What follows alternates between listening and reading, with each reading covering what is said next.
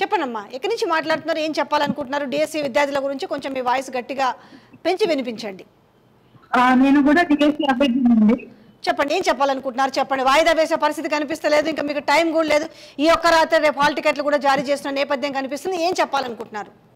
కాదండి, time to time అంటే టెట్కి డిఎస్సికి మధ్యలో 45 రోజులు కూడా ఇవ్వని ప్రభుత్వము ఇప్పుడు టీచర్లు పడుతుంది అని అంటున్నారు. మరి విద్యార్థులు తీసుకోమని చెప్పండి. మాకు ఎంత అన్యాయం చేస్తున్నారు. లాస్ట్ 10 సంవత్సరాల నుంచి ఒక్క డిఎస్సి లేదు.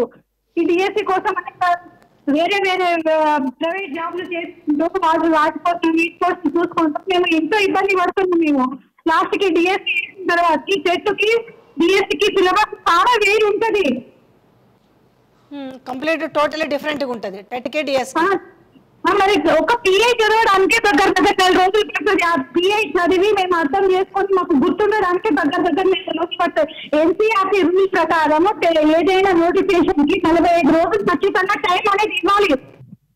ఆ రేవంత్ రెడ్డికి తెలియదా? సరిగ్గా ఆ విషయంలో తెలియదా?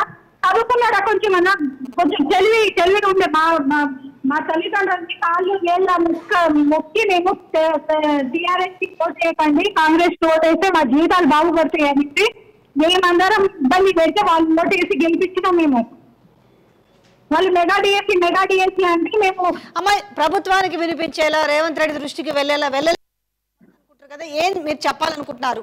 మాకైతే కంపల్సరీ టైం అనేది ఇవ్వాలి. నాకు టైం ఇవ్వకపోతే మాత్రం మేము ఏం చేసుకుంటాం ఇంకా మా తెలియదు. మేమైతే దేనికైనా సిద్ధమే. ఓకే అమ్మా, కానీ ఒకటి మీరు ఈ ప్రాణత్యాగాలు ఇవి అనే మాట ఎందుకంటే నేను ఎన్నిసార్లు వద్దండి అది కాదు, ఎందుకంటే అర్థమవుతుంది ఆవేదనలో నిర్ణయాలు తీసుకుంటారు ఆవేశంలో, కానీ కాదు, ఏదైనా పోరాటంలోనే సాధించుకోవచ్చు.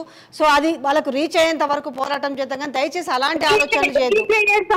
రేపే హార్టికల్స్ వస్తున్నాయి, రేపటితో అంతా అయిపోతుంది. మేము అరగకపోతే మేము చదివి మేము ఎగ్జామ్ రాయాలంటే నా వల్ల కాదు. 10 సంవత్సరాల నుంచి లేక డిఎస్సి చేసింది వాడు. ఓకే అండి, మా బాధ ఎట్లుందంటే ముందు పోయి వెనక చూస్తే పోయి అన్నట్టు ఇప్పుడు పరిస్థితి.